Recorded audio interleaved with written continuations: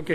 ఆరబ్రహ్మయ్య గారు 40 సంవత్సరాలు సేవ పరిచర్య చేస్తున్నారు. వారితో నేను పనిచేస్తున్నాను కాబట్టి దాదాపు నేను వారితో 34 ఇయర్స్ నుంచి పనిచేస్తున్నాను. ఆ సావాసం కలిగి మాకు ఎంతో గొప్ప దేవుడు ఆరబ్రహ్మ గారు. దేవుడు ఇంకా బలమించి ఆయన అనేక ప్రాంతాల్లో దేవుడు ఆడుకోవాలని అభిమానులను తెలియజేస్తాను. ఆ బ్రహ్మయ్య గారు వారి సత్యమైన వ్యాసం గారి రంజిత్ గారు శర్మ గారి దేవుడు అత్యంతగా దీవించారు గాక. मैं परमेश्वर पिता की धन्यवाद और स्तुति करता हूँ। मेरा नाम है पास्टर गुजमन मद्दाई, न्यूंडिया चचोट का रीजनल पास्टर के तौर पर गुजरात में रहकर सेवकाई करता हूँ और 40वीं महासम्मेलन में भाग लेने के लिए उसके लिए जो प्रोग्राम चल रहे उसकी हर की बधाई देता हूँ और पास्टर आर ब्रह्म को भी इस कन्वेंशन में बधाई देता हूँ। प्रभु सभी को आशीष दे। हालेलुया हालेलुया, जय मसीह। I greet you all in the precious and wonderful name of our Lord Jesus Christ. I am Pastor Leslie Matthew, working in Andhra Pradesh, looking after the 400 churches over there. And I really want to congratulate Pastor R. Abraham for arranging such a vast convention, the 40th Regional Pastors Conference in this place. Also, I really want to congratulate all of you for attending this conference. May the Lord richly bless each and every one of you. Amen. My name is Pastor Nancy Varghese, New India Church of God, Cuttack, Orissa, and a regional pastor, Kandhamal district. 200 pastors working there. Greetings to 48th New India Church of God General Convention. Hallelujah, praise the Lord. To us.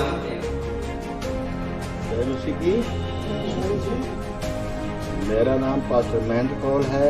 मैं new India Church of God संस्था में regional pastor के पद पर रहकर सेवा कार्य करते आ रहा हूँ।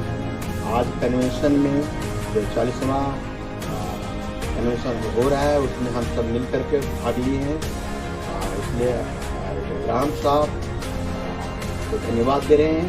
मैं उत्तर प्रदेश के बलिया जिले में सेवा कार्य करते हुआ पास्टर आर ब्रह्म को अपनी कलीसिया की तरफ से अपने तरफ से हार्दिक दिल से अभिनंदन वंदन करता हूँ। Hallelujah hallelujah. आप सभी को जय मसीह की। मेरा नाम पास्टर मोसेस राव है और मैं मध्य प्रदेश के राजखंड क्षेत्र में एक क्षेत्रीय पासवान के रूप में new India Church of God के साथ में सेवकाई करता हूँ और इस वक्त मध्य प्रदेश से मैं अपनी कलीसिया के साथ में new India Church of God के 40वें वार्षिक सम्मेलन में आप सभी का एवं परमेश्वर के दास reverend doctor R Abraham sir का अभिनंदन करता हूं।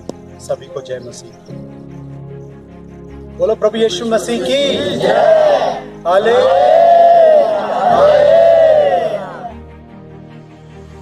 सबको जय मसीह की।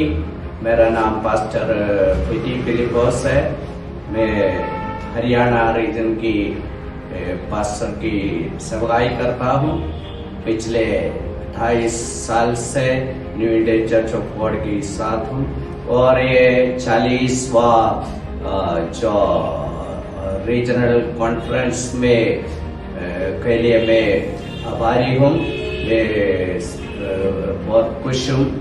हमारा मंडली भी बहुत खुश है इस विषय में। मैं और पास्टर आर अब्राहम की परिवार के लिए शुक्रिया अदा करता हूँ और हमारी इस सेवकाई में परमेश्वर के अनुग्रह के लिए प्रार्थना करता हूँ कि स्तुति हो और जय मसीह। Hallelujah.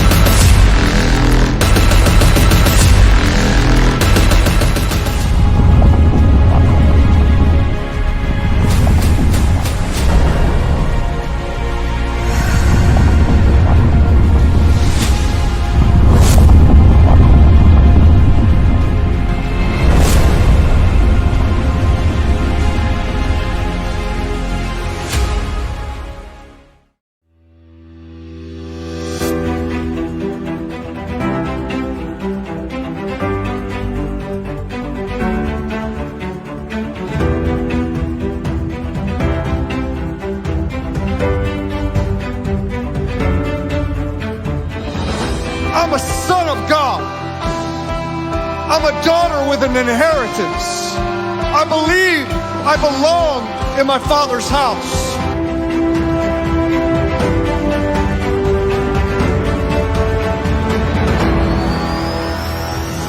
Dryness is going to finish.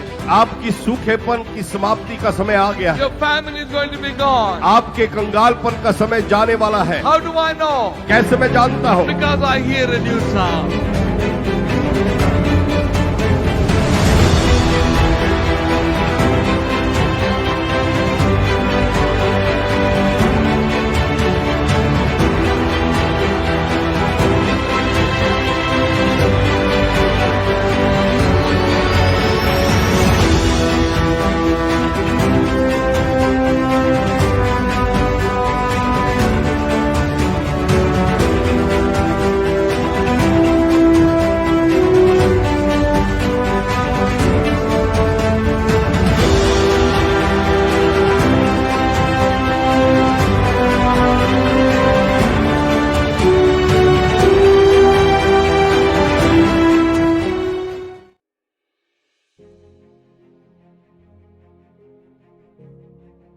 It is my great joy to bring greetings for the New India Churches of God, Pastor R. Abraham and Pastor V. Thambi and all those leaders in this organization. God has led you through 40 long years. 40 years is always His beginning of life, and God has begun a real life in this moment. I'm happy to say some few words about my friend or Abraham. We have been close friends for a long time. God has taken this servant of God into the heights. He can go around the world and meet leaders and sit with leaders and pray and lead them into many different kinds of blessing. I've been with him in Korea, and especially Church Growth International Ministries. We sit together. Dr. Paul Yonggi Cho and other team, and all over the world the leaders come. But Brother R. Abraham is highly esteemed amongst those leaders. The way that he talks with people, move with people, he has blessed many, many thousands of leaders around the world. God has used this man and his wife and the children in the city of Delhi with a great vision, starting many orphanages and schools and engineering colleges and many things. And it is not an easy joke. He is very faithful to the core, and also he is the General Secretary of All India Pentecostal Churches. Sometimes he conducts the meetings in different places. Many people, many churches are blessed. Dear brother, I thank God for you and the family and this great movement in India. And God is going to use you mightily in the coming days. And He will give you good health and strength and bless your families and children and grandkids. God bless you. God bless your movement and organization. Thank you for giving me this opportunity.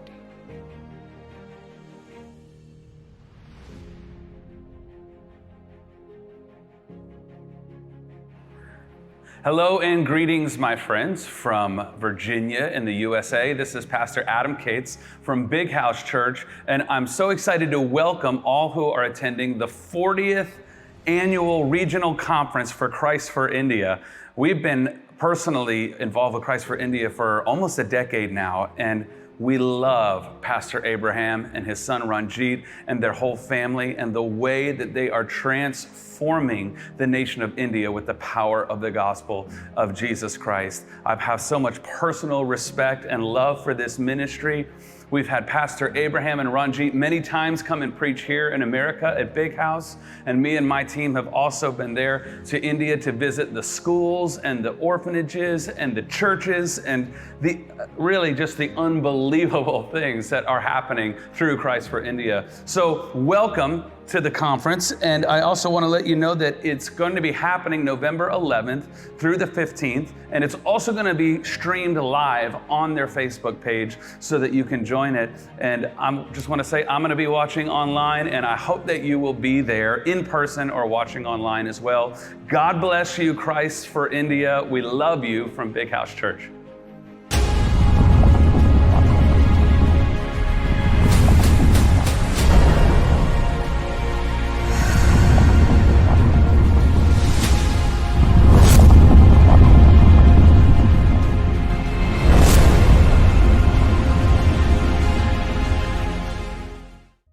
I greet you all in the name of the Lord Jesus Christ this evening. मैं आप सबको आज शाम को यीशु मसीह के नाम से स्वागत करता What a हूँ। joy and a privilege for us to come together and worship our living Savior. कितने सौभाग्य की बात है कि हम सब एकत्रित होकर परमेश्वर की आराधना कर रहे हैं। 2 days have passed and now we have come to the third day evening service. और 3 दिन बीत चुके हैं और तीसरे दिन की शाम की सभा में आ गए। We have been having some amazing time from Wednesday evening and Thursday morning and evening and Friday morning, and here we are in Friday evening service. और बुधवार गुरुवार उसके बाद आज शुक्रवार शाम की सभा में हम आ चुके हैं। I know that God has been blessing you through this amazing anointed preaching of these great servants of God. परमेश्वर के महान अभिषिक्त दासों के द्वारा संदेशों के द्वारा आप आशीष पा रहे हैं। I know wherever you are, I believe that you are joining us and you are there with prayer because we are in God's presence. मैं ये जानता हूँ कि आप जहाँ कहीं से हमारे साथ शामिल हो रहे हैं, प्रार्थना पूर्वक आप हमारे साथ शामिल हैं। And God is going to bless us tonight. और परमेश्वर आज रात फिर हमें आशीष देगा। I want you to get ready to receive God's blessings. और मैं चाहता हूँ कि आप लोग तैयार हो कि परमेश्वर की आशीष को पाएं। And now I take the privilege of inviting Pastor Johnson K. George, who is one of the senior most regional pastors of New India Church of God from Bhubaneswar, Orissa. और अभी मैं हमारे जो संस्था के वरिष्ठ पासबान हैं जो भुवनेश्वर उड़ीसा से हैं, पास्टर जॉनसन के जॉर्ज, उनको आमंत्रित करूंगा कि वो आकर प्रार्थना करें। And he will come and lead us in the opening prayer. और वो आकर आज की सभा की शुरुआती प्रार्थना को करेंगे। Praise the Lord. मैं pastor Johnson K George, New India Church of God Bhubaneswar Orissa से आप सबों को मैं धन्यवाद देना चाहता हूँ। परमेश्वर का कृपा से 38 सालों से हम लोग उड़ीसा स्टेट में प्रभु का सेवकाई new India Church of God के साथ कर रहा है। प्रभु ने अभी तक हमको मदद किया ताकि अलग अलग क्षेत्रों पर प्रभु का सुसमाचार पहुंचाने में परमेश्वर ने हमको मदद दिया और मैं प्रभु का धन्यवाद देता हूँ। 40 सालों से new India Church of God के साथ शामिल होकर प्रभु का सेवा करने के लिए प्रभु ने मदद दिया, इसलिए मैं प्रभु को धन्यवाद देता हूँ। उड़ीसा का सेवाई के लिए आप लोगों का दुआ मैं मांगता हूँ। और साथ साथ और आज हम बहुत खुश हैं, 40वां हमारा new India Church of God का एनुअल कन्वेंशन में हम लोग शामिल हुआ है। हम प्रार्थना करें ताकि इस 40 वर्ष का ये कन्वेंशन हम सबों के जीवन का एक बहुत बढ़िया आशीष का कारण हो सके। धन्यवाद। आइए हम प्रार्थना करें। परमेश्वर के चरणों पर हमारा कन्वेंशन का हर एक बातों को, हर एक प्रोग्राम को समर्पण करते हुए हम मिलकर प्रार्थना करें, प्रभु को स्तुति करें। धन्यवाद धन्यवाद धन्यवाद धन्यवाद। स्तुति प्रशंसा महिमा पाने के लिए योग्य पिता परमेश्वर, हम धन्यवाद करते हैं, तेरा स्तुति करते हैं। प्रभु जी आपका कृपा के लिए धन्यवाद। New India Church of God का सारा सेवाई के लिए, प्रभु का दास लोग के लिए, हर मंडली के लिए, हर स्टेट का जो सेवाई करने वाला आपका दास लोग के लिए मैं दुआ करता हूँ। अभी तक आपने मिनिस्ट्री को बढ़ा दिया, आशीष किया, इसलिए हम लोग धन्यवाद करते हैं। प्रभु जी वचन से हम पढ़ते हैं, ना तो सेना से ना तो शक्ति से, पर परमेश्वर का बल, परमेश्वर का आत्मा से प्रभु ये काम आपका आत्मा के द्वारा अभी तक आपने चलाया, इसलिए मैं बहुत धन्यवाद देता हूँ प्रभु जी। विशेष करके प्रभु का 2 दास लोगों के लिए मैं दुआ करता हूँ, reverend V A. Thampi, reverend R. Abraham, उन लोगों को आपने बुलाया इतना बड़ा सेवाई के लिए, शुरू से लेकर अभी तक आपने चला रहा, इसलिए धन्यवाद करते हैं। और भी अगुवाई करे ताकि मिनिस्ट्री को आगे आने वाले दिनों में आओ ले चले। प्रभु जी मैं इस समय प्रार्थना करता हूँ, और ये कन्वेंशन का 11 से 15 तक जो मॉर्निंग सेक्शन, इवनिंग सेक्शन में कितना तुम्हारा दास लोग भारत से, विदेश से वचन प्रचार करने के लिए, बाइबल स्टडी लेने के लिए चाहते हैं, सब लोग के लिए मैं दुआ करता हूँ आत्मा का अभिषेक कर, ताकि सब वचन हमारा जीवन का एक बहुत बढ़िया आशीष का होने पाए। Praise the lord, hallelujah. प्रभु इस कन्वेंशन में बहुत बड़ा एक बेदारी अनुभव हो जाए, ताकि बहुत सारे लोग प्रभु के पास आ सके और बीमारी लोग चंगाई पा जाए, एवं प्रभु मंडली का बढ़ोतरी का एक आशीष का कारण हो जाए। Praise the lord, hallelujah. प्रभु हर एक कामों पर तेरा आशीष हो, हर एक अरेंजमेंट के लिए मैं दुआ करता हूँ। पास्टर रंजित लोग का टीम के लिए मैं दुआ करता हूँ। अलग अलग स्थानों से जो हमारा भाई लोग वर्शिप लीडिंग करते हैं, उन लोग के लिए मैं दुआ करता हूँ पवित्र आत्मा का अभिषेक होने पाए, ताकि सब लोग आशीष पा जाए। परमेश्वर, हालेलुया। विशेष करके मॉर्निंग बाइबल स्टडी के लिए मैं दुआ करता हूँ, जो वचन प्रचार करने के लिए तेरे दास को आपने अभिषेक किया, और प्रभु तेरे दास के द्वारा वचन सुनकर हम सब लोग आशीष पाने के लिए मदद करना। परमेश्वर, हालेलुया।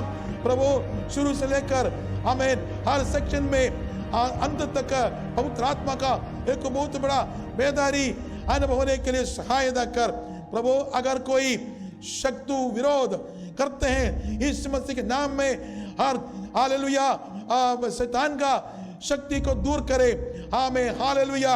हजारों लोग सारा दुनिया में ओ प्रभु इस ऑनलाइन कन्वेंशन में शामिल हो जाए, ताकि आपका महिमा हो जाए। Praise the lord, hallelujah. हम प्रार्थना करते हैं परमेश्वर, इस कन्वेंशन के द्वारा हमें भारत में एवं हमारे जीवन में एक बहुत बड़ा ताकत मिल जाए, ताकि दर्शन के अनुसार हमें हम सब लोग मिलकर एक काम आने वाले दिनों में कर सके। परमेश्वर, हम सब विषय तेरे चरणों पर समर्पण करता हूँ। जो हमारा दिल्ली में जो अरेंजमेंट कर रहे प्रभु, हर काम तेरा महिमा के लिए हो जाए, सबको आशीष करे। कितना हमारा पासवान लोग अलग अलग स्टेट में सेवा कर रहा है, सबके लिए मैं दुआ करता हूँ। और एक बार हमें प्रार्थना और हमारा बाइबल स्टडी हर एक विषय तेरे चरणों पर समर्पण करते हुए इस छोटी सी बिंदी प्रभु यीशु मसीह का पवित्र नाम से मांगते सुनर ग्रहणगार स्वर्गीय पिता, amen. Thank you.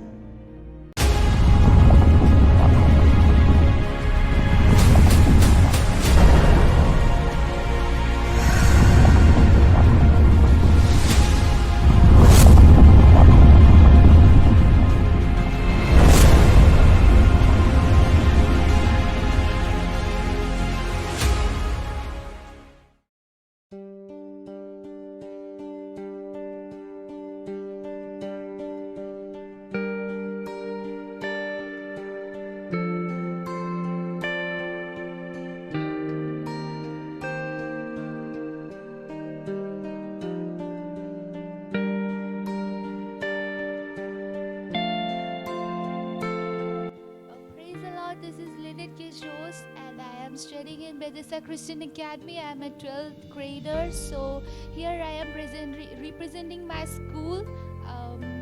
This is, as we all know, that this is the 40th regional convention. So the Bethesda Christian Academy students are here to perform a special dance program. The name of the song is Hangama, and we just want your blessing and your kind support to perform the program well. Thank you.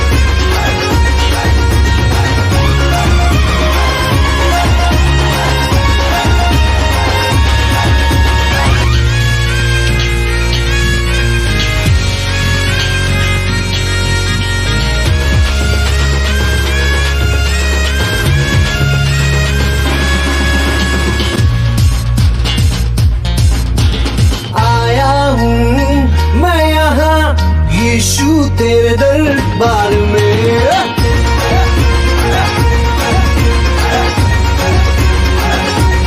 आया हूँ मैं यहाँ यीशु तेरे दरबार में आया हूँ मैं यहाँ यीशु तेरे दरबार में हो तेरी स्तुति दरबार में हो आराधना दरबार में हो तेरी स्तुति दरबार में हो आराधना आया हूँ मैं यहाँ मैं आशिक तेरा यीशु मैं आशिक तेरा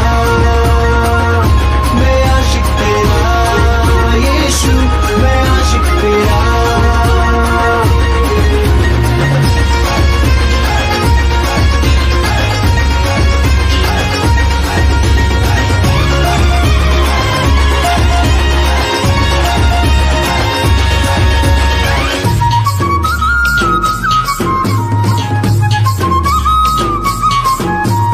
आशिक हूँ मैं तेरा मैं ना शर्माऊंगा आशिक हूँ मैं तेरा मैं ना घबराऊंगा आशिक हूँ मैं तेरा मैं ना शर्माऊंगा आशिक हूँ मैं तेरा मैं ना घबराऊंगा यीशु तू मेरा जिंदा खुदा तू ही तो मेरा है मसीहा यीशु तू मेरा जिंदा खुदा तू ही तो मेरा है मसीहा अरे दाऊद की तरह मैं नाचूंगा यीशु मैं नाचूंगा मैं आशिक तेरा यीशु मैं आशिक तेरा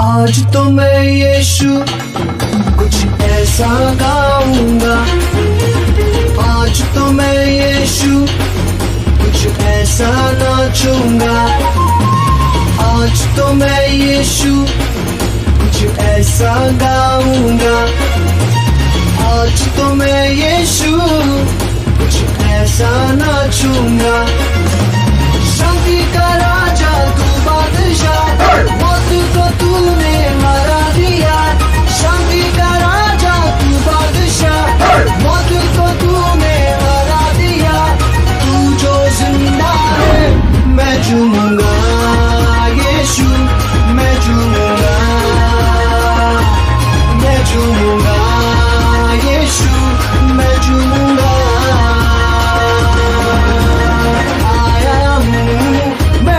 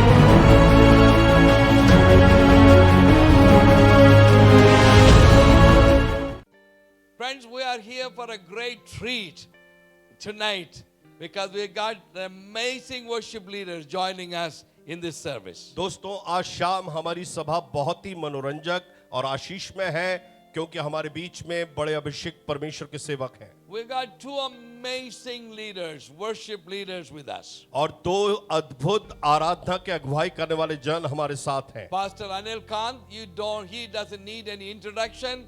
He is the heartthrob of every Christian, every believer, not only in this country but all over the world. और आप सब जानते हैं परमेश्वर के दास अनिल कांत को, जिनका परिचय देना जरूरी नहीं, लेकिन सब उनसे वाकिफ हैं. केवल भारत में ही नहीं, दुनिया भर में लोग उनके सेवा के द्वारा आशीष And पाते he is going to lead us in worship. हैं. वो हमें आराधना में अगुवाई करें. Let us welcome these great servants of God to come and lead us in worship. आइए हम स्वागत करें इन अभिषेक्त सेवकों का जो हमारे बीच में सेवा को देंगे.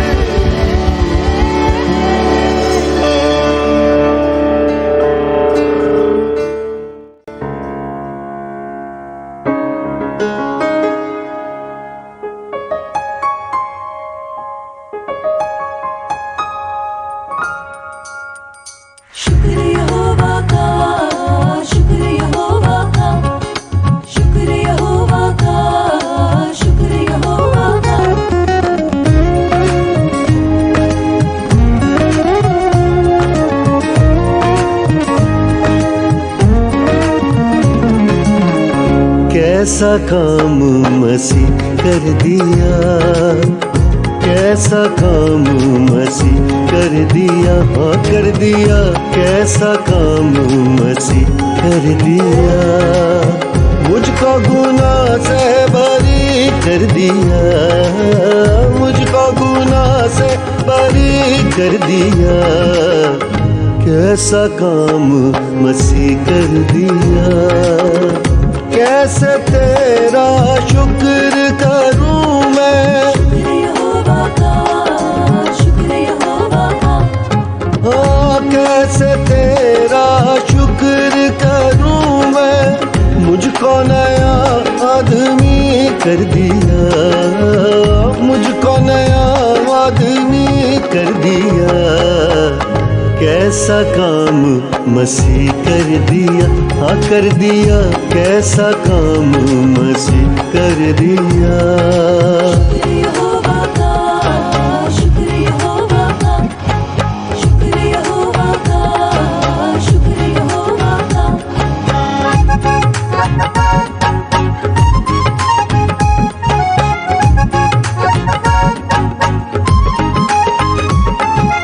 उसके फजल से, उसके वसीले से सबके गुनाह माफ किए जाते।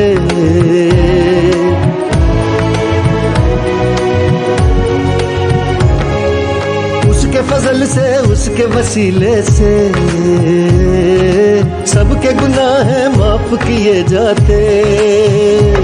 हाँ मुजरिम हो कैसा, गुनहगार कैसा, ईमान जो लाए छुटकारा उसका अभी कर दिया, छुटकारा उसका अभी कर दिया, कैसा काम मसीह कर दिया, हाँ कर दिया, कैसा काम मसीह कर दिया।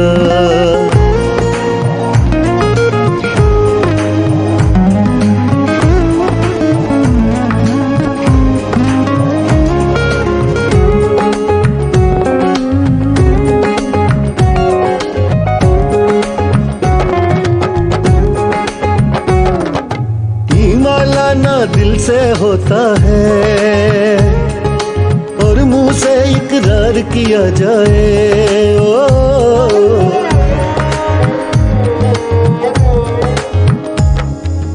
ईमान लाना दिल से होता है और मुंह से इकरार किया जाए। ईमान जो लाएगा शर्मिंदा ना होगा, मुर्दों से जी उठेगा, मौत को उसने जिंदगी कर दिया, मौत को उसने जिंदगी कर दिया, कैसा काम मसीह कर दिया, हाँ कर दिया, कैसा काम मसीह कर दिया।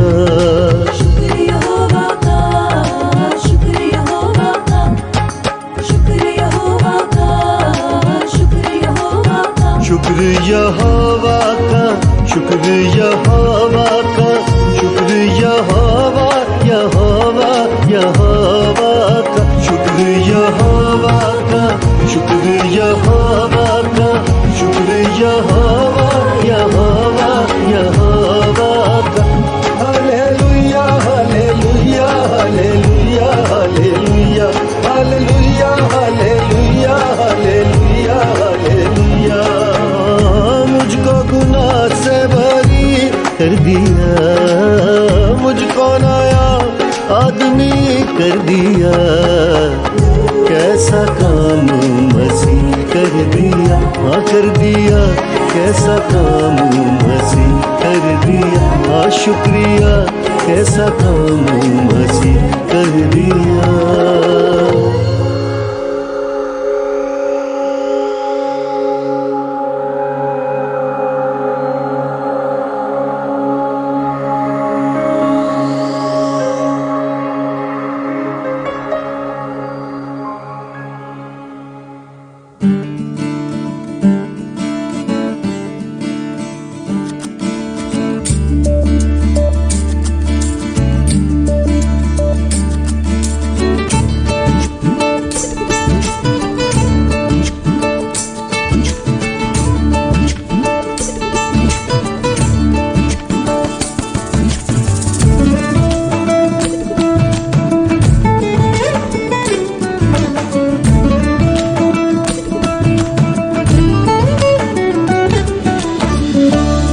आँखों को मेरी पाक कर दे, सोचों को मेरी साफ कर दे, आँखों को मेरी पाक कर दे, सोचों को मेरी साफ कर दे। यीशु मसीह मुझे माफ कर दे, यीशु मसीह मुझे माफ कर दे। लहू से लहू से लहू से लहू से लहू से लहू से लहू से लहू से लहू से लहू से लहू से।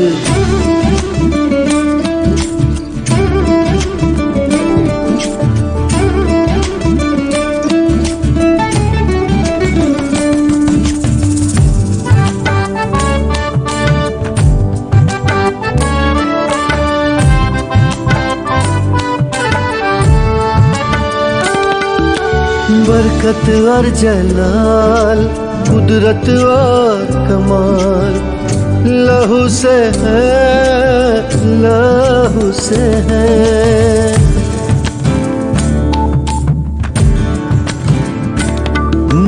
बरकत और जलाल, कुदरत और कमाल लहू से है, लहू से है। मेरी जिंदगी और मेरी शिफा लहू से है, लहू से है, लहू से है, लहू से है। मेरी खताएं माफ कर दे,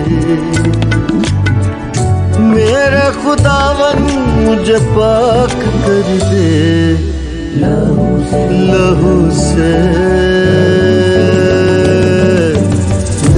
लहू से लहू से लहू से लहू से।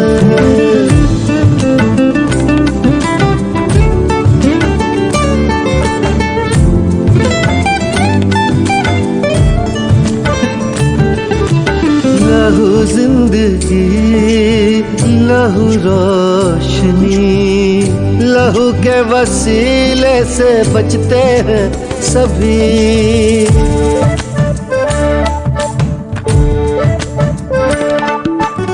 लहू जिंदगी, लहू रोशनी, लहू के वसीले से बचते हैं सभी। दिल में है ईमान, मेरे सब इल्जाम धुल गए हैं, मिट गए सभी, धुल गए हैं, मिट गए सभी।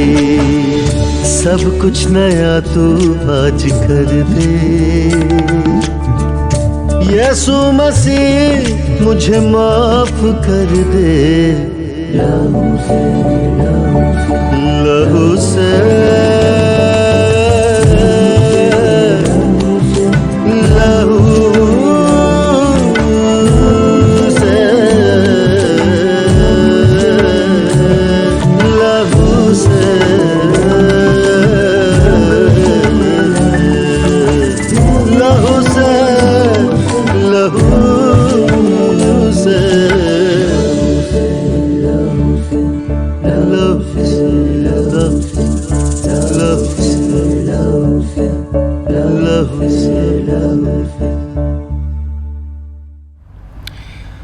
Hello and shalom, this is Pastor Anil Kant, and such a joy to celebrate this wonderful occasion online from New Zealand as I join from here and as we celebrate 40 years of ministry under the leadership of Pastor Abraham.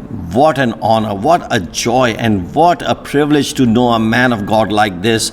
Pastor, you have established over 4,000 churches in 24 states in India. Isn't that incredible? 4,000 churches in 24 states, also 17 orphanages, 15 Bible colleges, 8 high schools and 1 engineering college and much more. Praise God. That's incredible, and that's your contribution. And this is just the beginning, Pastor. God has a mighty, mighty plan for you in the days to come, for your ministry, for your children, and each and every person in your ministry. This is such a fruit of God's love in your life. The way you have been led by the Spirit of God, and as the Word of God says, as many as are led by the Spirit of God are the children of God. And you have truly been an example of how to serve.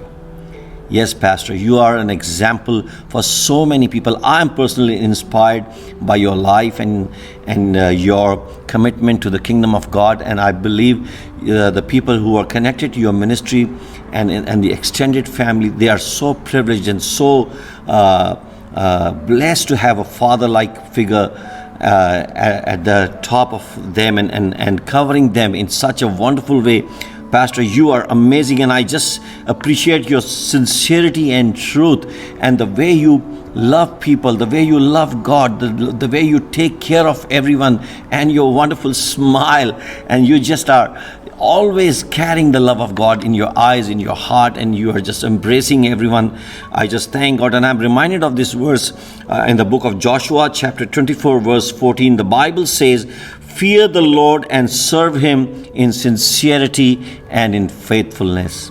Yes, and I find all these three things in you, Pastor. The fear of the Lord. You truly fear God, and that's so evident through your ministry by your humility and the way you honor God and the way you love people, because that's God's commandment. Love me and love each other. And sincerity and faithfulness, because if you're not sincere, if you're not faithful, you will lack the purpose and in ministry. And at times ministry is just sometimes we just want to have fruit in our ministries. We want to do a lot of stuff in our ministries, but we don't see that because there's a lack of sincerity and lack of faithfulness and truthfulness, and that purpose that God adds into our ministry if we are committed and if we are sincere. And I'm so excited, even from here in New Zealand, to be a part of what's happening today in India and in your ministry, and all the people who are joining. I just want to joining in this online celebration. I just congratulate each one of you, those who are actively involved in this ministry and those who are covenant partners with this ministry. I just pray that God will always keep us all united together, always. As Psalm 133 says, there is a commanded blessing when we come together in unity. There's a perfectness of walk when we come together in unity, and there's a thoroughness when we just go straight forward, not looking to the left or to the right, just going straight forward and loving God and obeying His commands. And I just want to read this verse, one more verse from the book of Romans chapter 12 verse 1. The Bible says, "I appeal to you therefore, brothers, by the mercies of God, to present your bodies as a living sacrifice, holy and acceptable to God, which is your spiritual worship." Yes, even before we become workers, we have to be worshippers. At times we are in a hurry to start the ministry work, to start preaching, to start singing, to start doing all the stuff, evangelizing. But God says, before you start working, become worshippers. Before you become true workers of the kingdom of God, we have to be true worshippers. And that's what God says. He says, offer your bodies as a living sacrifice, complete surrender, complete submission to the will of God. And He says, do not be conformed to this world.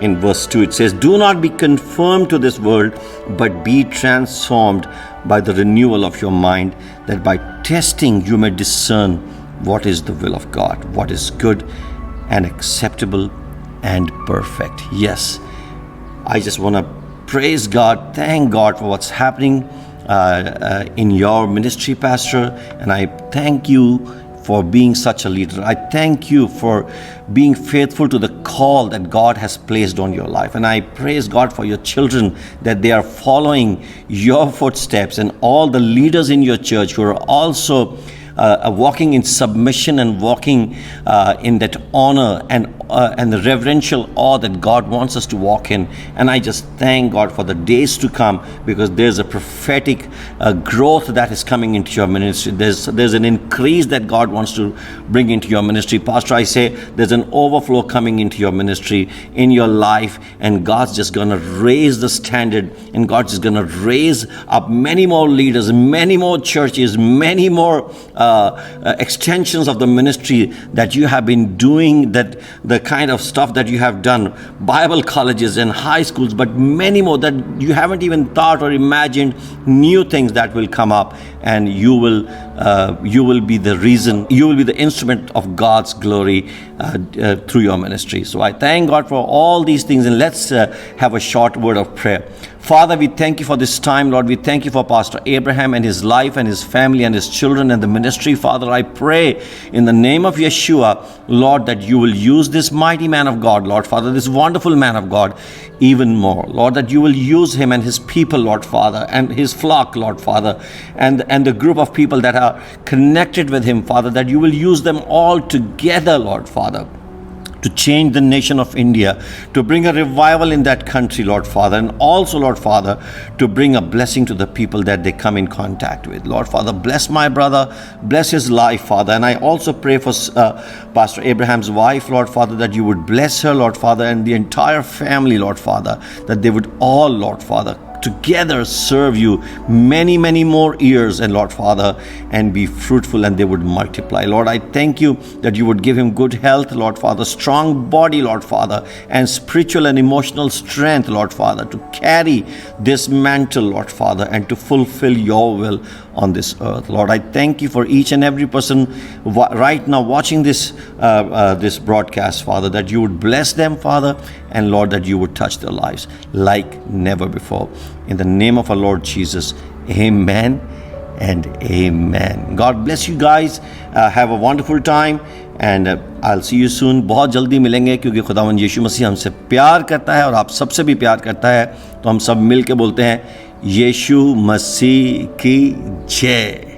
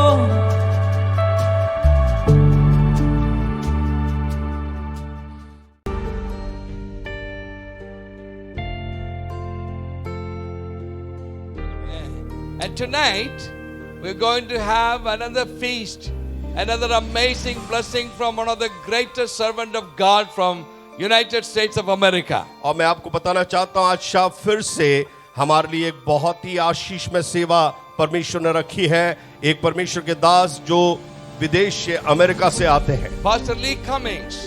Pastor Lee Cummings. Some of the people in New India Church of God, you have heard him preach in our regional conference before. आप में से कुछ लोगों ने ली Cummins को हमारे कुछ साल पहले के वार्षिक सम्मेलन में प्रचार को सुना। Tonight he is going to bless us with an anointed message that God has given to him. और आज रात भी परमेश्वर के दास एक अभिषिक्त वचन को हमारे बीच में लाएंगे। Amen. Amen. And we were thinking how we are going to do this message. How are we going to get this message to every one of you? और हम ये सोच रहे थे कि कैसे इनके संदेश को हम सब तक पहुंचाएंगे। And as you can see that Pastor Lee Cummings is going to speak in Hindi for us tonight. और आज रात पास्टर ली कमिंस जो है हमारे साथ हिंदी में वार्तालाप करेंगे। And because we have dubbed this message and we are so privileged to have Pastor Johnson to do the translation for Lee Cummings. और मैं धन्यवाद करता हूं कि इस परमेश्वर के दास के अनुवाद को पास्टर जॉनसन हमारे बीच में हिंदी में प्रस्तुत करेंगे। Let us welcome the man of God, Pastor Lee Cummings, all the way from America. आइए हम परमेश्वर के दास पास्टर ली कमिंस का स्वागत करें जो विदेश से अमेरिका से हमारे बीच में है।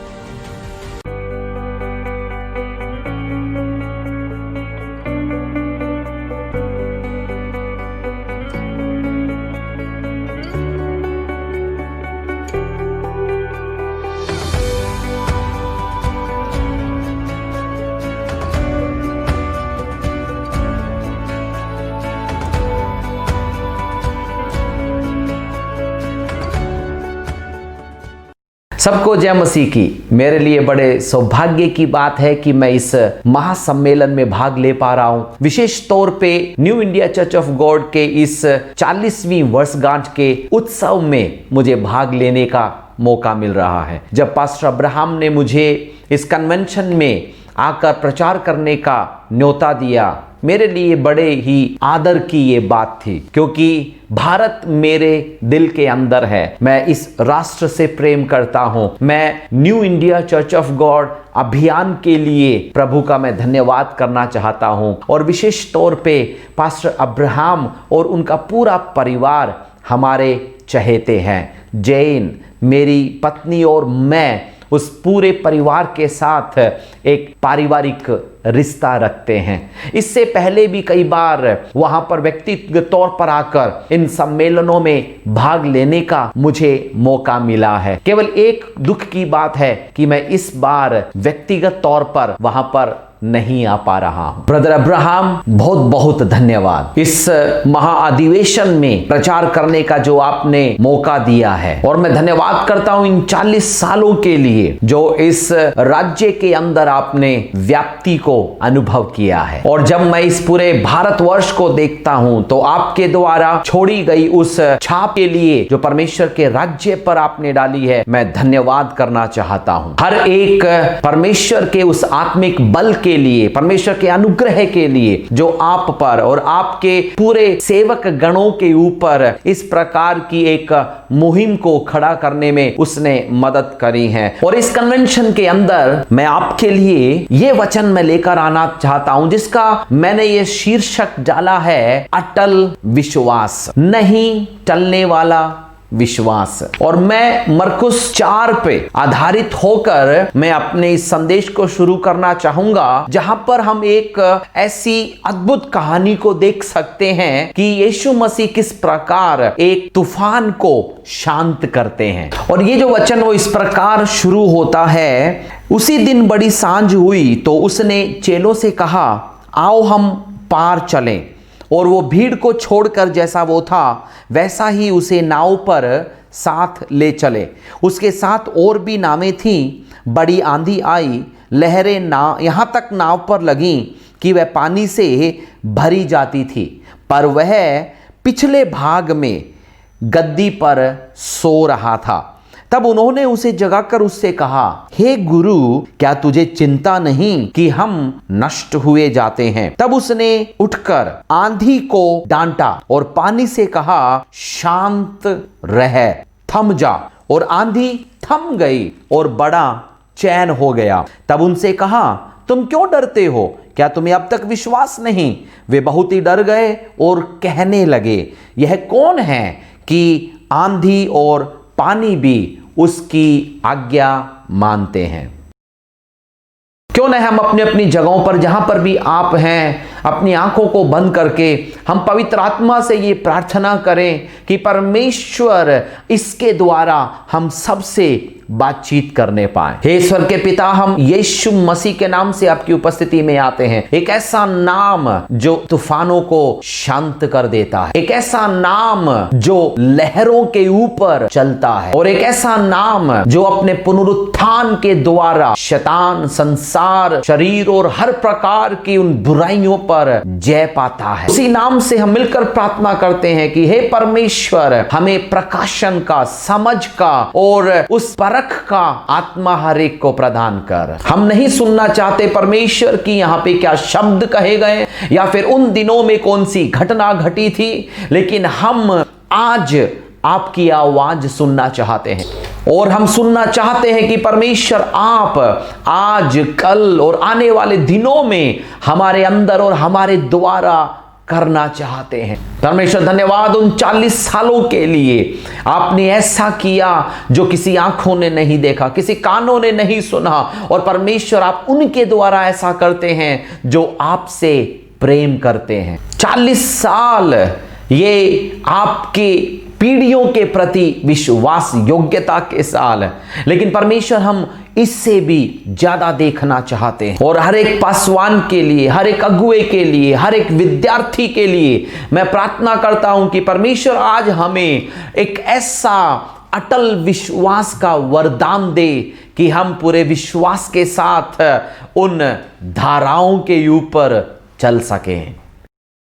यीशु मसीह के नाम में आमीन। ये जो हमने अभी कहानी पढ़ी है वो एक अटल विश्वास की कहानी। ये कहानी उन चेलों के साथ शुरू होती है। ये कहानी उन चेलों के साथ शुरू होती है जिनकी यात्राएं विजयी नहीं रही हैं। यहां पर वो झील में उस पार जाने के लिए निकल चुके हैं जहां पर यीशु मसीह ने उनको जाने के लिए कहा है, और वहां पर वो अपनी यात्रा शुरू करते हैं अपनी नाव के अंदर चढ़कर। बिल्कुल जानी पहचानी जगह और नाव। और गलील के बारे में जब हम देखते हैं, गलील का अनुभव बिल्कुल ऐसा लगता है कि उनके आंगन की सी बात हो रही है, और वो अपनी यात्रा शुरू करते हैं। करीब 6 मील के करीब की एक यात्रा वो आरंभ करते हैं। लेकिन जब अपनी वो यात्रा शुरू करते हैं तो अचानक उस पहाड़ की तराई में से और इस तूफान के बीच में यीशु मसीह नाव में सोए पड़े हैं। यहां पर वो चेले सारे अपनी नाव को नियंत्रित करने में लगे हैं, यीशु मसीह को जगाने की कोशिश में हैं, और वे सभी डरे हुए पड़े हैं, वे अपना कब्जा खो चुके हैं। लेकिन वहां पर हम देखते हैं कि एक ही क्षण में यीशु मसीह खड़ा होता है और उसी तूफान को शांत कर देता है जो उनके लिए धमकी बन चुका था, खतरा बना हुआ था। और तूफान को शांत करने की प्रक्रिया में सबसे पहले यीशु मसीह अपने चेलों को शांत करने में सफल रहा।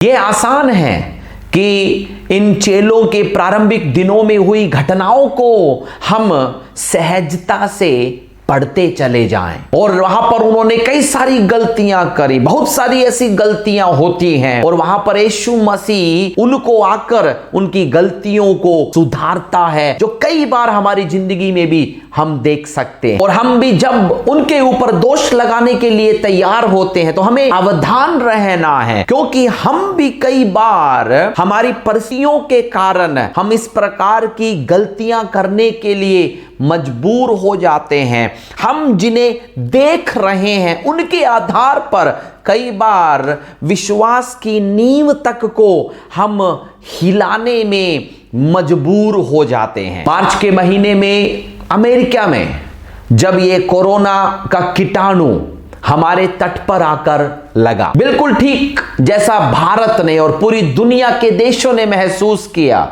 हमें यूं लगा कि हम भी एक तूफान के बीच में खड़े हैं। और एक ऐसी योजना जो हमने कभी भी नहीं बनाई थी, 2020 के लिए हमारी योजनाएं थी, आज हम जहां पर हैं उसके लिए हमने योजना बनाई थी कि हम इस समय तक कहां पर हम पहुंच पाएंगे। इस कन्वेंशन में भारत में आने तक की हमने योजना बना ली थी और हमारे लिए बहुत ही अच्छी हमने इस साल के योजना को बना लिया था कि हम वहां पर रहेंगे ब्रदर अब्राहम के साथ, जोइस के साथ, रंजीत के साथ में और पूरे पासवानों के साथ में, उनके साथ वहां पर आकर मिलना पसंद करते हैं। और देखिएगा अब हो क्या रहा है, आज हम केवल ऑनलाइन के माध्यम से ही पहुंच पा रहे हैं। कलीसियाएं ऑनलाइन हो गई हैं, फेसबुक या विभिन्न माध्यमों के ऊपर हम लाइव के द्वारा पहुंच रहे हैं। कुछ भी हमारी योजना का भाग नहीं था। और जैसे ही हमने अपने आप को इस तूफान के अंदर पाया,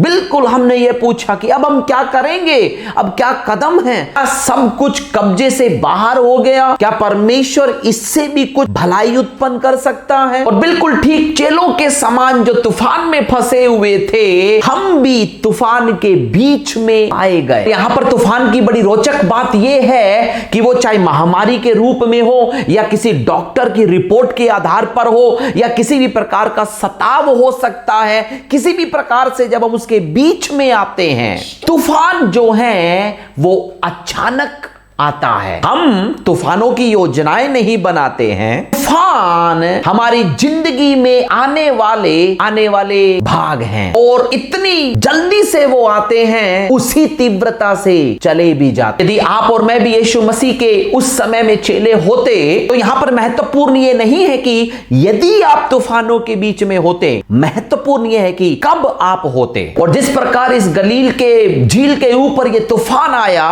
हमारी जिंदगी में भी तूफान अचानक से आते हैं। दुश्मन आकर आक्रमण करेगा, शैतान आकर हमको भटकाने की कोशिश करेगा और अचानक से आप अपने आप को तूफान के अंदर पाएंगे। और जिस तीव्रता के साथ ये तूफान आकर लगा है, ये तूफान वैसे ही हट जाता है। तूफान के बाद वही बचता है जो हमने उसके अंदर सीखा है। देखिएगा, इन चेलों ने तूफान के बीच में सीखा कि यीशु कौन है। तूफानों के बीच में, उस झील के बीच में, और जब वो दूसरी तरफ सेवकाई करने के लिए पहुंचते हैं कि केवल एक चीज जो उस तट के पार वो लेकर आ पाए थे, वो चीज थी जो उन्होंने तूफान के बीच में सीखी थी। क्योंकि तूफानों का जो स्वभाव होता है, मैं आत्मिक तूफानों की बात कर रहा हूं, वातावरण आधारित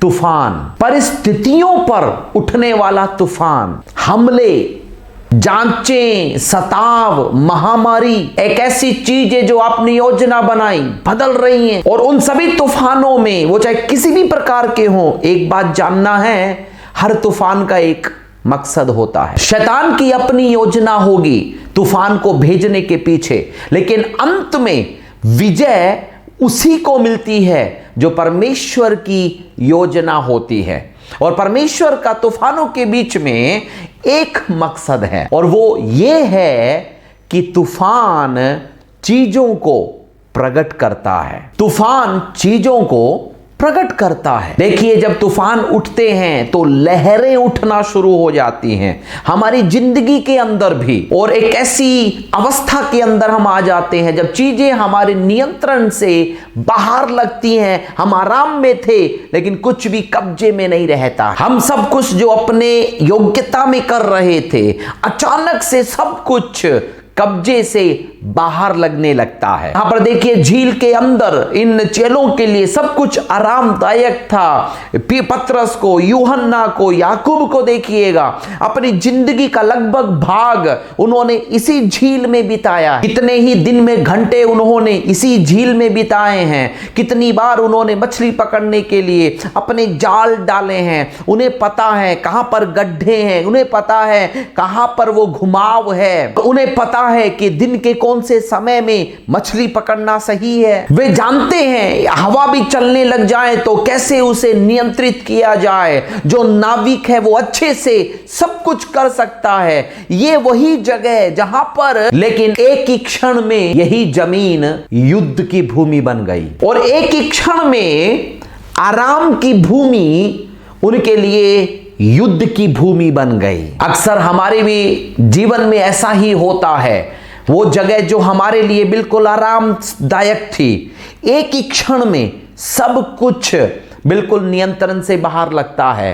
ये जो तूफान है वो आकर हमको एक ऐसी अवस्था में डाल देते हैं जहां पर हमको ये लगने लगता है कि हमारी क्षमता, हमारी समझ, हमारी वो पहचान, परिचितता कुछ भी उस समय हमारी मदद नहीं कर पाती है। हमारे जीवन में जो कभी एक आराम की जगह थी, अचानक से वही जगह युद्ध की बन जाती है। वहां पर डर हमारे अंदर आता है, शक हमारे अंदर उत्पन्न होने लग जाता है। जो धाराएं इस नाव पर आकर लगती हैं, हमारी सुरक्षा पर सवाल उठाती है, हमारी पहचान पर प्रश्न उठाती है और हम संदेह करने लग जाते हैं। इस प्रकार चेलों ने यहां पर कहा कि यीशु मसीह क्या तू परवाह नहीं करता? एक ही क्षण में जो नजरिया उनका यीशु के प्रति था वो बिल्कुल बदल गया।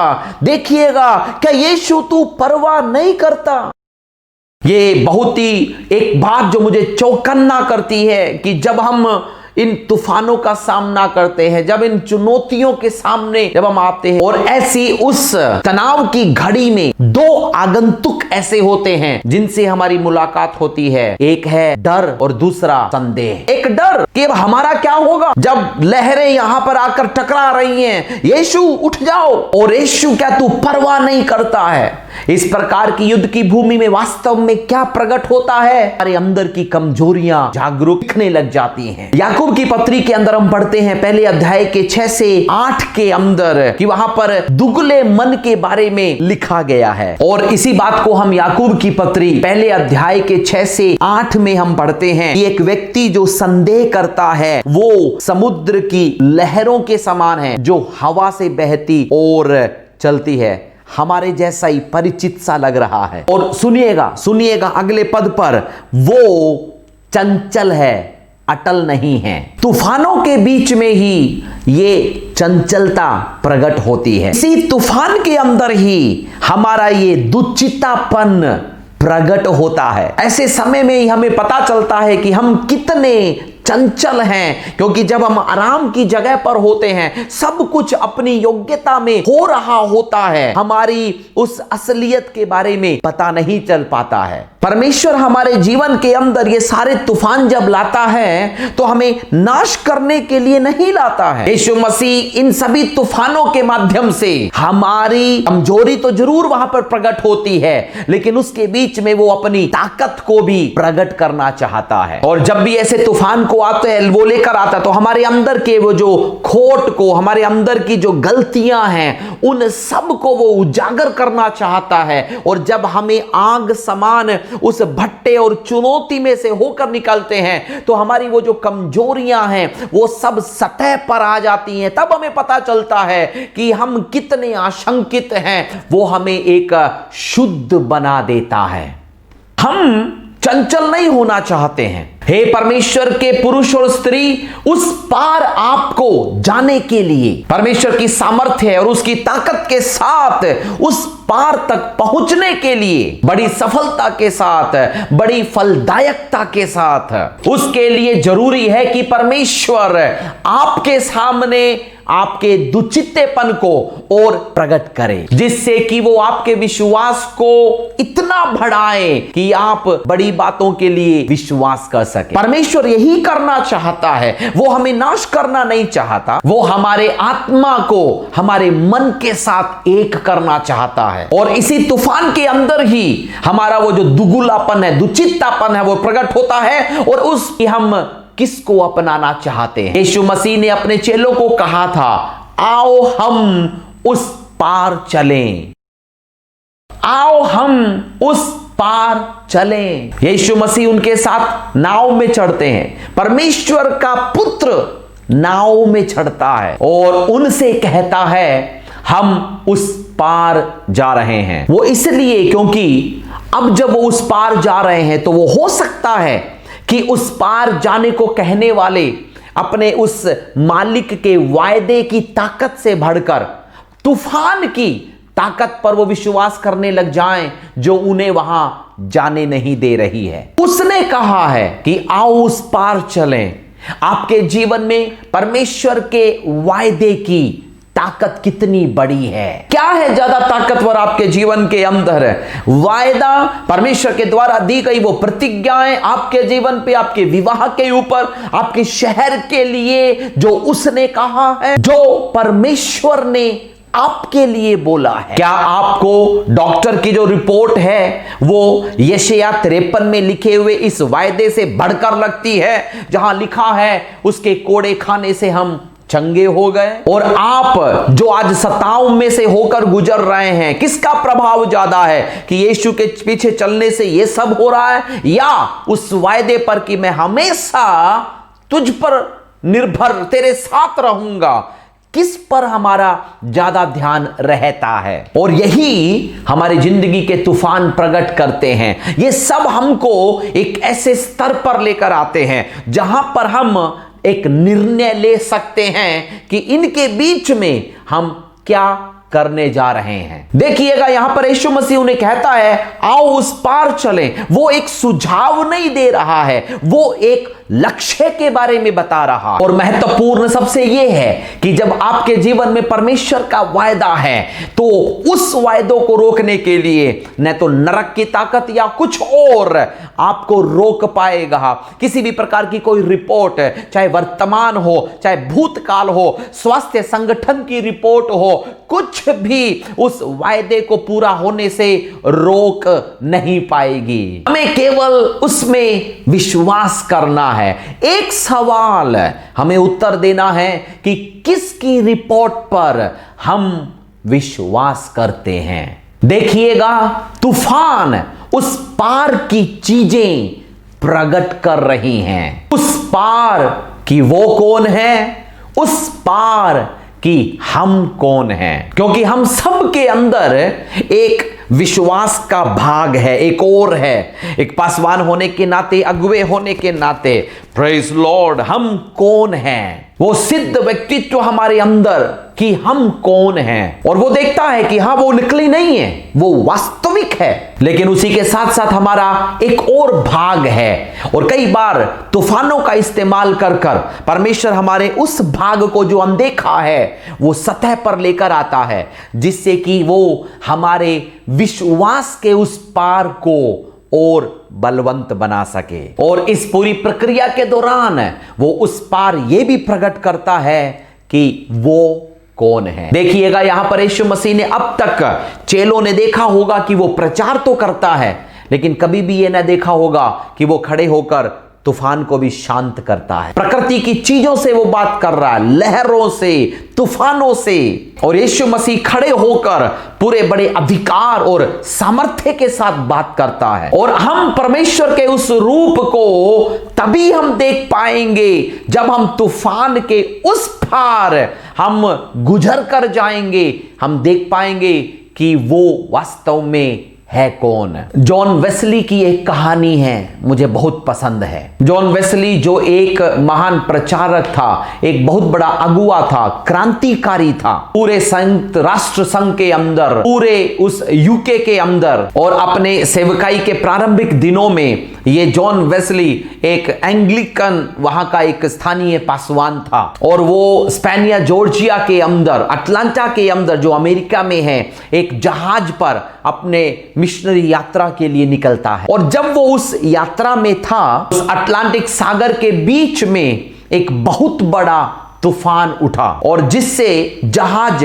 टूटने की कगार पर आ गया और बहुत दिनों तक वो उसमें बना रहा। एक प्रकार का वो एक चक्रवाती तूफान था जो वहां पर उठा था। इस 1735 में उस समुद्री यात्रा में आए हुए तूफान की वजह से जो काफी दिनों तक बना रहा, लोगों ने बहुत ही डरे और सहमे दिन बिताए। उन्हें नहीं लग रहा था कि अब वो अपने प्रियों से मिल पाएंगे, वो अपनी यात्रा पूरी कर पाएंगे। जॉन वेस्ली भी उनमें से एक था जिसके अंदर डर बना हुआ था, उसके अंदर शक उत्पन्न होने लगा, संकुचित विचार उत्पन्न होने लगे। लेकिन उसी के बीच में इसने एक समूह को देखा, ऐसे लोग जो दूसरों से अलग थे और वे मोरेवियंस थे और मिशनरियों का एक समूह जो यात्रा अमेरिका की कर रहा था। जब हर कोई डर के अंदर था, कोई भी खाना नहीं खा रहा था, सबके अंदर वो संदेह उत्पन्न हो रहा था। यहां पर ये मोरेवियन दल जो है वो प्रार्थना कर रहे थे, आराधना कर रहे थे, गीत गा रहे थे। वे बिल्कुल भी डरे हुए नहीं थे। इनको देखकर जॉन वेस्ली इतना स्तब्ध हुआ कि पूछा, ऐसा क्या है कि आप इतने निश्चिंत हैं, आप में डर नहीं है? ये हवाएं, ये तूफान, ये अंधेरा आपको विचलित नहीं कर पा रहा है। आप समुद्र में गायब तक हो सकते हैं। लेकिन उन्होंने उसको बातें बताना शुरू किया। मोरेवियनों ने उसे सेवा देनी शुरू की और उस सेवकाई का एक ऐसा प्रभाव कि जब अपने अमेरिका की सेवकाई के बाद में जॉन वेस्ली जब वापस लौटता है कि वहां पर आकर इन मोरेवियनों के उन कई सभाओं में जाकर वो शामिल होता है और उन्हीं सभाओं में से एक के अंदर प्रभु के साथ उसकी मुलाकात होती है। उसका मन परिवर्तित होता है, वो नया जन्म पाता है, पवित्र आत्मा की सामर्थ्य को वो पाता है, एक ऐसे सशक्त प्रचारक के तौर पर उत्पन्न होता है जिसे दुनिया ने बाद में कभी नहीं देखा। और वो कब शुरू हुआ? एक ऐसे दल को जो तूफान के अंदर है, उस मुसीबत के अंदर है, तो भी डरे हुए नहीं है, संकुचित नहीं है, संदेह से भरे हुए नहीं है और वो पूरे आशान्वित हैं और वे अपने विश्वास में टल हैं। आज कोई फर्क नहीं पड़ता, चाहे अमेरिका में हो या भारत में हो या चीन में हो, हम सब एक समान ये देख रहे हैं कि आज सब कुछ एकदम से बदलता नजर आ रहा है। सब कोई डर के अंदर है, सहमा हुआ है। उनको नहीं पता कि आर्थिक स्थिति में क्या बदलाव होगा, नहीं पता आगे क्या होने जा रहा है, चुनाव का क्या होने जा रहा है, नहीं पता कि वो क्या दोबारा इकट्ठा हो पाएंगे, नहीं पता कि वो मिशन फील्ड में जा पाएंगे, अपने स्कूलों बच्चों को स्कूलों में भेज पाएंगे, अब हम आगे क्या कर पाएंगे, जीवन दोबारा हम बना पाएंगे।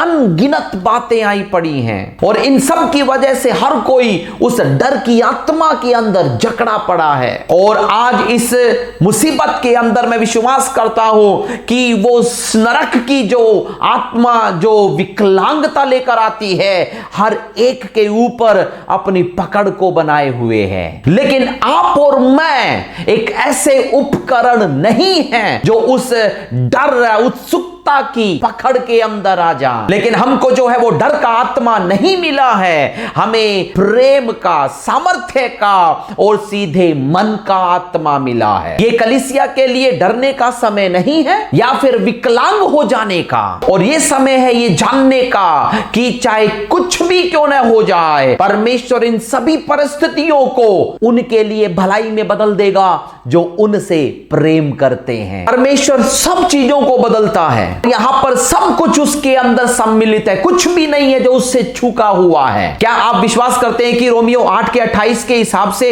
परमेश्वर सब कुछ करता है लेकिन महामारी नहीं? हम ये कहते हैं कि हां ठीक है सब कुछ करता है लेकिन वो नहीं जो विश्व स्वास्थ्य संगठन कहता है, या परमेश्वर सीमित है कुछ कुछ बातों के अंदर? हम कैसे मिलेंगे, कहां मिलेंगे, क्या ये हो पाएगा, इसको परमेश्वर ने सीमित कर दिया है? यहां पर क्या फिर या ये विश्वास करते हैं कि आज जो ये पीछे हटना हुआ है वो एक आगे बढ़ने का जरिया होगा, एक बड़ी सेवकाई के लिए, एक बड़े प्रभाव के लिए new India Church of God ने जो किया है, कि आप कहते हैं कि 40 साल बिल्कुल अद्भुत रहे हैं, लेकिन आगे आने वाले जो अगले 40 साल हैं वो उसके बजाय और भी फलदायक और भी प्रभावशाली होने वाले हैं, जो किसी पीढ़ी ने कभी किसी ने नहीं देखा होगा। हमने देखा है कि नरक क्या कर सकता है, हमने देखा तूफान क्या कर सकता है। तैयार हो जाएं कि स्वर्ग का तूफान क्या कर सकता है। तैयार हो जाएं कि जो स्वर्ग की स्वर्गदूतों की सेना और उद्धार के कार्य के अंदर उतर कर आएगी। तैयार हो जाएं उन करोड़ों आत्माओं के लिए। तैयार हो जाएं कि जो आज दुष्टों के हाथ में धन का पूरा तंत्र है, वो धर्मियों के हाथ में किस प्रकार बदल कर आता है। ये आ रहा है, लेकिन इससे पहले कि परमेश्वर अपना आत्मा उंडे ले, इससे पहले कि भविष्यवाणियों में कहे गए अपने उस माप के अनुसार अपने चिन्ह और चमत्कार को वो हम पर करना शुरू करे, लेकिन इससे पहले कि वो अपनी कलीसिया के हाथ में करोड़ों आत्माएं दे सके, धन संपत्ति दे सके, लेकिन उससे पहले ये जरूरी है कि वो ये प्रकट करे कि वो कौन है और हम कौन हैं, और हमें विश्वास के अंदर उस समानता के अंदर ले आए कि जो हमारे साथ है वो कौन है, और उसी ने घोषणा करी है कि हम उस पार चलें। क्या आज आप ये विश्वास करते हैं? क्या विश्वास करते हैं कि वो हिम्मत से होकर गुजारेगा ही नहीं, लेकिन वो एक बड़े कार्य की ओर मुझे लेकर जाएगा? क्या विश्वास करते हैं कि आप उस सेवकाई को देखने ही जा रहे हैं, इतनी महान है जो आपने पहले कभी न देखी होगी? क्या आज विश्वास है जो आपकी भावनाओं में प्रभावशाली बना हुआ है, या डर है, या फिर आप निराशा में आके बढ़ रहे हैं क्योंकि आप जानते हैं कि इस तूफान के बीच में आपके साथ कौन है? सच है कि तूफान उठ रहा है, लेकिन यह भी सच है कि प्रभु यीशु आपके साथ आपकी नाव के अंदर सोया पड़ा है, ठीक उसी तूफान के बीच में। कभी मत डरें, परमेश्वर कहता है। ये डरने का समय नहीं है, ये निराशा को दूर कर विश्वास में बढ़ने का समय है। आंखों ने नहीं देखा, कानों ने नहीं सुना, किसी के चित्त में भी नहीं आया वो काम जो परमेश्वर ने अपने प्रेम करने वालों के लिए रखा है। वो परमेश्वर हमारे मांगने और कल्पना से परे कर सकने वाला परमेश्वर है। ये है हमारा परमेश्वर। धाराएं उसे नहीं हटाती हैं, वो धाराओं को हटाता है। ये हमारा परमेश्वर जो पहाड़ों को उठा समुद्र में उन्हें ले जा सकता है। और जब यीशु मसीह खड़े होते हैं उस तूफान के बीच में और उससे कहते हैं शांत हो जा, थम जा, एले उत्तर देते हैं ये कौन है? ये कौन है कि आंधी और समुद्र भी इसकी मानते हैं? उन्होंने दूसरी तरफ देखा, एक ताकतवर वो तरफ, एक सामर्थी तरफ कि वास्तव में परमेश्वर कौन है। हवाएं उसकी आज्ञा मानती हैं, अनियंत्रित कब्जे से बाहर होने वाली सभी बातें, वो सारी बातें जो हमारे नियंत्रण से बाहर है, हम उन पर कभी भी काबू नहीं पा सकते, वो उनका भी परमेश्वर है। परमेश्वर ने तूफान लिया और उसे एक बड़ी चैन बना दिया। और यही यीशु मसीह आज के इस समय में, आज की इस घड़ी के लिए, इस परिस्थिति के लिए भी यही करने जा रहा है। मुझे बड़े ध्यान से सुनिएगा। हम इसी जगह को, इसी समय को बाद में फिर कर देखेंगे और हम देख पाएंगे कि कैसे उसने उस तूफान को चैन में बदल दिया और हम सबको उस पार सुरक्षित पहुंचाया। आज आपसे मैं ये सवाल पूछना चाहता हूं। हम पर ये सवाल नहीं है कि हवाएं या जो लहरें हैं वो किसकी बात सुनेंगी। हवाएं और लहरें वो प्रभु की आवाज सुनती हैं, वो उसी के अधीन हैं जो खुद पुनरुत्थित प्रभु है, पुनरुत्थान पाया हुआ प्रभु है, वो महान मसीहा है, वो जिसने अपने हाथों में कीलें ली और हम सब पर विजय पाई है, जिसने नरक के ऊपर अधोलोक पर जय पाई है, जिसके पास में कुंजियां हैं, वो विजयी है। इसमें कोई भी शक नहीं है। यहां पे यह सवाल नहीं है कि लहरें और हवा किसकी बात मानेंगी, लेकिन सवाल यह है कि हम किसकी मानेंगे, आप किसकी मानेंगे, आप किसके साथ भागीदारी करेंगे। क्या आप तूफान के साथ भागीदारी करेंगे या फिर आप उसके साथ भागीदारी करेंगे जो तूफान से बात करेगा और उस तूफान को चैन में बदल देगा। क्या हम इसीलिए शिथिल पड़े हैं क्योंकि हमने तूफान से भागीदारी की है, या फिर आप इसीलिए उत्साह से भरे हैं क्योंकि आप विश्वास के साथ भागीदारी कर रहे हैं। क्या आपके अंदर पवित्र आत्मा उस दर्शन को भर रहा है कि जब आपकी नाव उस तट पर पहुंचेगी आपके लिए क्या क्या वहां रखा हुआ है, या फिर आपके दिल के अंदर डर, सहमी, आशंका सब भरा पड़ा है क्योंकि कहीं ना कहीं आपको लगता है कि शायद वो पार देख न पाए। इसके साथ आप भागीदारी कर रहे हैं, आप किसकी मानेंगे। और मैं विश्वास करता हूं कि आज जब हम इस स्थिति में आए पड़े हैं, परमेश्वर बड़ी बेदारी के लिए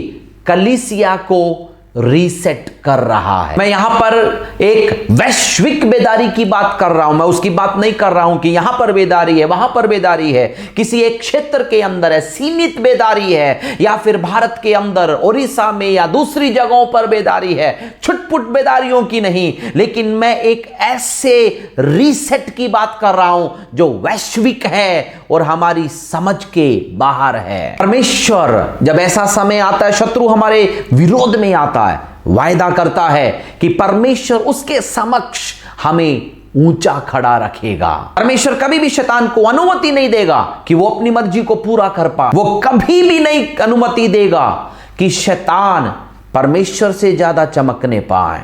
और पिछले जो ये कुछ महीने बीते हैं, पिछले जो ये 9 महीने हैं, जहां पर विश्व स्तर में एक डर का आत्मा हर जगह समान तौर पर आया हुआ है, जो डर को बता रहा है, मैं विश्वास करता हूं परमेश्वर वैश्विक तौर पर एक बेदारी के बारे में घोषणा कर रहा है। और परमेश्वर केवल ठीक उसी प्रकार जैसे यीशु मसीह ने उस तूफान का इस्तेमाल किया, उनके विश्वास को और अपने उस बेदारी को रीसेट करने के लिए इस समय का उपयोग कर रहा है। परमेश्वर होने देगा कि धरती पर उसका नाम ऊंचा रहे। और ये जो अभी दैवीय तौर पर हम थोड़ा सा पीछे जो हटे हैं, इसी समय का वो उपयोग कर कर वो हमें हमारे परिवार के अंदर, हमारी कलीसिया के अंदर, हमारे राष्ट्र देश के अंदर वो कुछ रीसेट कर रहा है, पुनः बदल कुछ दे रहा है। मरकुस 5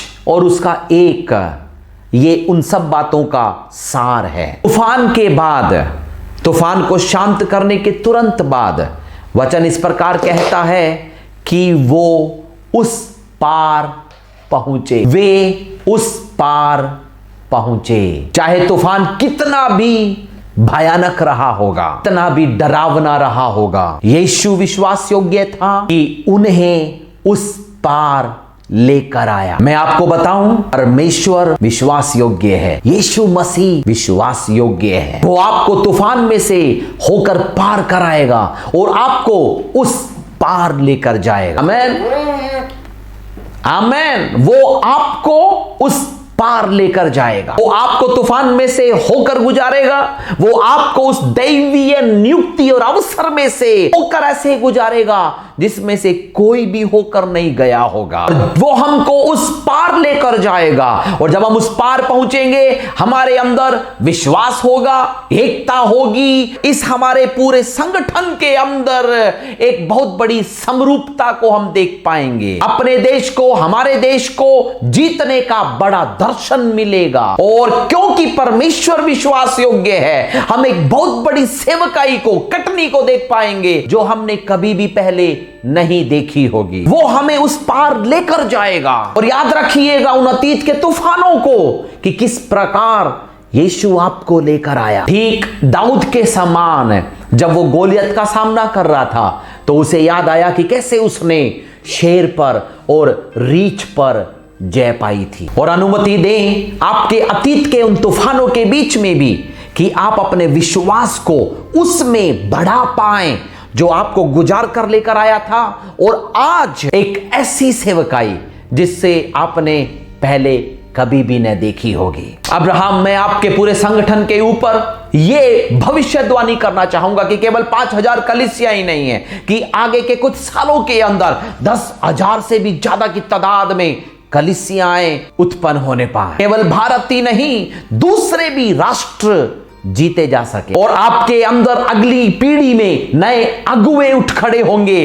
कई शहर नए नए खुलकर आपके सामने प्रकट होने जा रहे हैं, और new India Church of God के अंदर इस प्रकार के लोग तैयार होंगे, नए समुदाय, नए समाज प्रभु के लिए जीते जाएंगे। और जो अगली नई पीढ़ी तैयार हो रही है वो इस्तीफान में कभी भी खत्म नहीं होगी, क्योंकि परमेश्वर उनके दिलों को झकझोर कर नया तैयार कर रहा है। मैं आप सबके लिए प्रार्थना करना चाहता हूं। बड़ी कामना थी कि मैं वहां पर आप सबके साथ में वहां होता, कि मैं आपके ऊपर अपने हाथ रख पाता, और इस अगले आने वाले समय के लिए अभिषेक की आप पर अदला बदली कर पाता। लेकिन एक खुशखबरी है, परमेश्वर का आत्मा जो है, जो भौगोलिक या समय का सीमित नहीं, इसलिए जब मैं प्रार्थना करूं, आप चाहे कहीं पर भी क्यों न हो, आप उसे अभी प्राप्त करें। आपने अपने हाथों को उठाएंगे, आप जहां पर भी क्यों न हो। प्रभु यीशु, मैं एक ताजे अभिषेक के लिए प्रार्थना करता हूं कि हम सबों के जीवन में एक ताजा